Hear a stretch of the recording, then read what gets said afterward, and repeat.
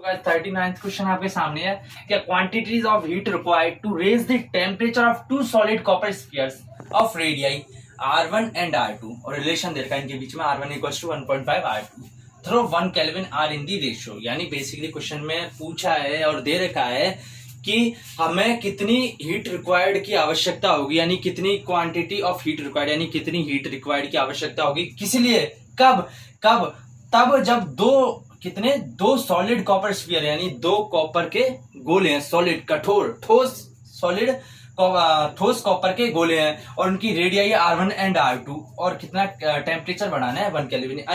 यानी दो copper solid हैं, यानी दो कॉपर के गोले हैं, दो कॉपर के स्फीयर हैं जो सॉलिड हैं और उनकी रेडियाई है कुछ R1 एंड R2 और उनको इतना टेम्परेचर बढ़ाना है तो कितनी हीट देनी पड़ेगी। हाँ चलो, मुझे पानी को 4 केल्विन बढ़ाना है तो मैं कितनी हीट दूंगा। बेसिकली यही है कि जो कॉपर के गोलों में कितनी हीट दूं कि उनका टेम्परेचर 1 केल्विन बढ़ जाए, 1 केल्विन बढ़ जाए।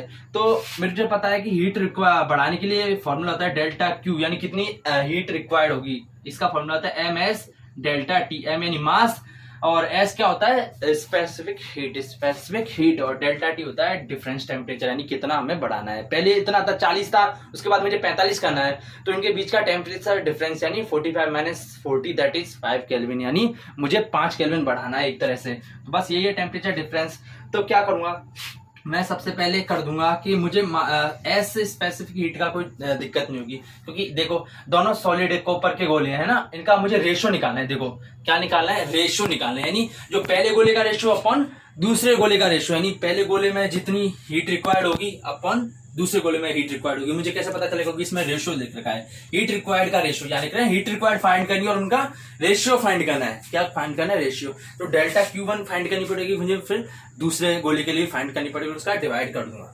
तो डेल्टा Q होता है MS डेल्टा T, M यानी मास क्या होता है मुझे पता है, M अपॉन V क्या होता है, रो होता है, डेंसिटी होता है, आपको पता है। द्रव्यमान प्रतीक का आया था, घनत्व होता है। तो मैं क्या लिख दूंगा, M की जगह में लिख दूंगा रो इंटू V क्या होता है 4/3 पाई R क्यूब, 4/3 पाई R क्यूब। क्योंकि ये दिख रहा है भाई साहब, ये क्या है, ये गोला है और गोले का वॉल्यूम कितना होता है 4/3 पाई R क्यूब होता है। बस मैंने रो 4/3 पाई R cube into S into delta T को, तो मुझे पता ही है भाई डेल्टा टी 1 केल्विन बढ़ाना है, चेंज टेम्परेचर कितना हुआ 1, तो 1 हो जाएगा। इज इट क्लियर स्टूडेंट्स, यहां तक समझ में आ गया।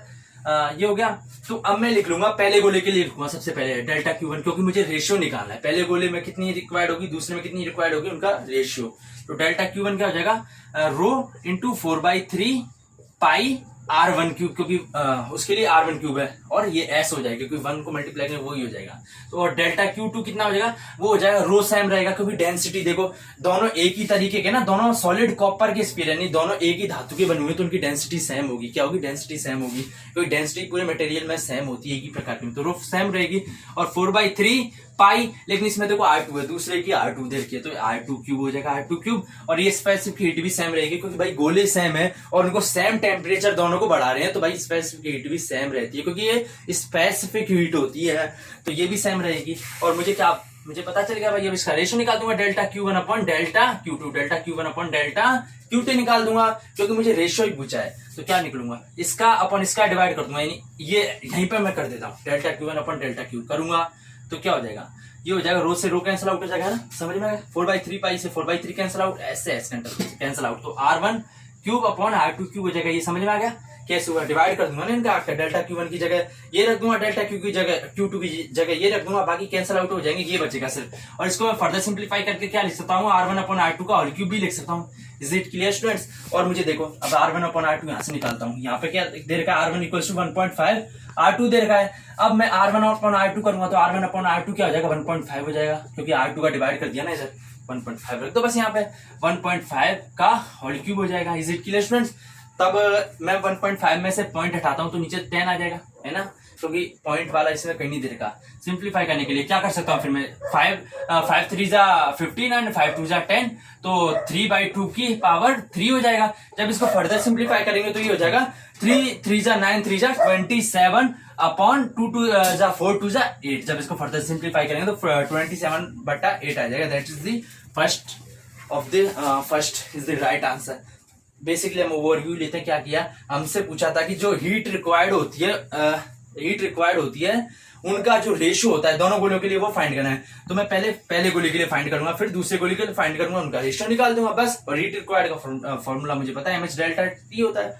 हो गया simple, that is nothing in this question.